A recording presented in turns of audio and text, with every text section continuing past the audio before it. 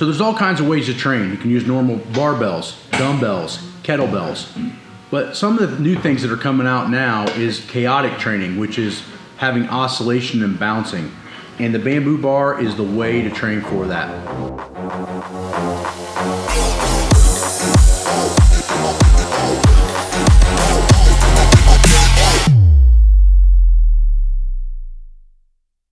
Now the bamboo bar can be used for a various amount of things, but most of the time you're going to use it for squatting and or bench pressing. Because you have weights hanging, it's very hard to use off the floor. So for deadlifts, you can use it for pin pulls and shrugs, but I find that the bamboo bar works really well for bench press variations. So one of my firemen, Billy, is going to lay back here and show you how we bench press with it. So he's going to bench press with it like he's never benched with it before, which is going to look really chaotic and erratic. So this is a really good test for stabilizers. So he's going to see, you're going to see the bar have a lot of bouncing and waving.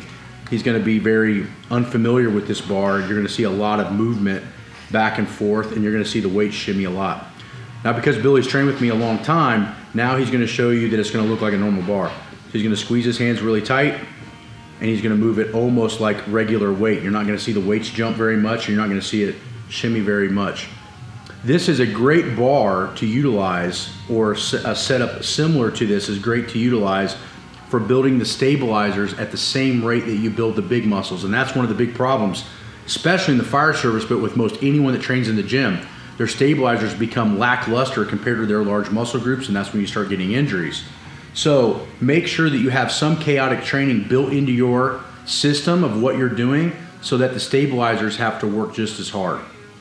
So another thing with training chaotic and doing different kinds of movements, as you're going to see Billy do here, is that you need to move and vary your grip. So obviously with this type of setup, you can't use maximum weights, but you want to be strong at all different angles. So for tactical and general population, it doesn't matter if Billy's only strong there. He needs to be strong here as well. And he'll do a couple reps here, and he'll look balanced and controlled.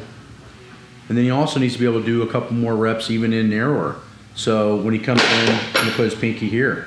So as you can see, because Billy trains pretty regular and trains the right way, he doesn't have a weak or a strong spot. They're all equal, and that's very important for transfer. So if you train athletes, tactical, or even general population, most people, what I find their big problem is that they are having strong in one spot only. You move them out of their comfort zone, they no longer have the strength that they've been training for. And that can be a big problem with overuse and injury. So the next way you can use chaotic training is to hang a band in a kettlebell or even a plate. Now this will be a little bit harder because it's isolateral, meaning that it's one arm at a time. So these are not connected like the bamboo bar is. This can be also great variation for warm-ups and even core movements and accessories. So as you can see, he's going to have to balance and coordinate two different implements. Now the nice thing about doing this exercise is, and we change it all the time, is that Billy's using almost a 45-degree grip. Now what we can do is we can change that over to a straight bar grip, which means it would be a position like a straight bar. Or we could do it hammer grip style. Now the kettlebell's on the side. This style seems to be a little bit more protective and safe because with your hand turned this way, the kettlebell doesn't want to drift to your face nearly as much. So if you're a beginner, I suggest the hammer grip for this style of training, just based on the fact that the kettlebells won't want to swing into your face. The next exercise I like to use for chaotic training is farmer's walks. So you can have kettlebells, plates. Kettlebells make it a little easier, and you're actually going to hold the bands in this fashion and walk. And the oscillation and bouncing causes the abdominals to work very hard while still getting all the same results from the upper back posture and middle back strengthening of a normal farmer's carry.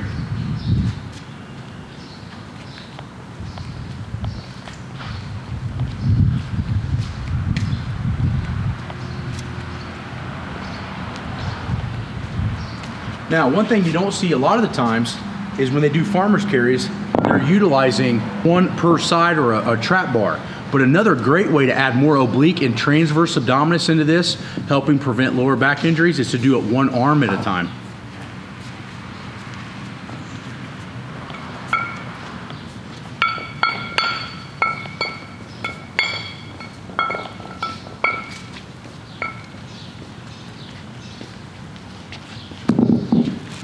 This is one of the most common exercises that I would use for tactical, general population, powerlifting, no matter what your goals are. The farmer carry, both in bi and isolateral type training, is going to be huge in not only making sure that you're strong enough to complete tasks, but also the ability to stay away from lower back injuries. One of the other top exercises for everyone to do in their program, no matter what time, is to make sure that you're adding some chaotic type squatting in. The safety bar is really good for that because obviously it's already awkward, but having hanging kettlebells in this fashion is going to make his muscles work 10 times harder with 10 times less weight.